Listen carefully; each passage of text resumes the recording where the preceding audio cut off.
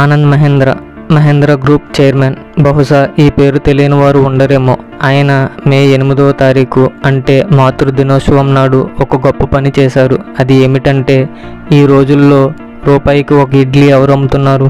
30 ఏళ్ళగా అలా అమ్ముతూ ఎంతోమంది ఆకలి తీర్చిన ఒక అమ్మకు సొంత ఇల్లు లేదు. ఆ లోటును ఆనంద్ మహేంద్ర తీర్చారు. ఇంతకీ ఆ ముసలామె ఎవరు? ఆమె ఎందుకు రూపాయికే ఇడ్లీ అమ్ముతుంది అనేది ఇప్పుడు తెలుసుకుందాం. 2019లో ఒక ముసలామెకు సంబంధించిన వార్త దేశవ్యాప్తంగా వైరల్ అయ్యింది. ఆమె పేరుకే కమలాతల్. తమిళనాడుకు చెందిన ఆమెను అందరూ ఇడ్లీ అమ్మ అని అంటారు. ఎందుకంటే ఆమె రూపాయికే ఒక ఇడ్లీ అమ్ముతుంది.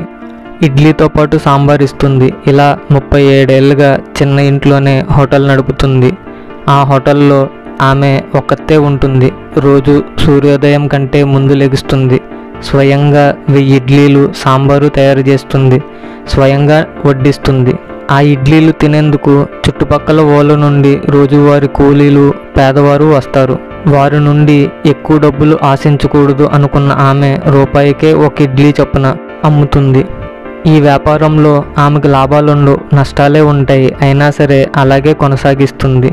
ఇడ్లీ అమ్మకు సొంత ఇల్లు లేదనే వార్త 2019లో వైరల్ అయినప్పుడు మహేంద్ర గ్రూప్ చైర్మన్ ఆనంద్ మహేంద్ర గారు స్పందించారు.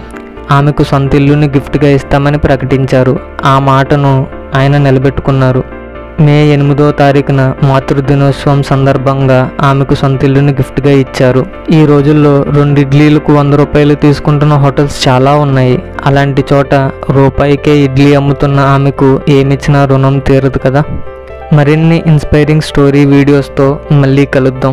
ఈ వీడియో కనుక మీకు నచ్చినట్లయితే ప్లీజ్ లైక్ చేసి సబ్స్క్రైబ్ చేసుకోండి. అలాగే మీకు తెలిసిన వాళ్ళతో కూడా షేర్ చేయండి.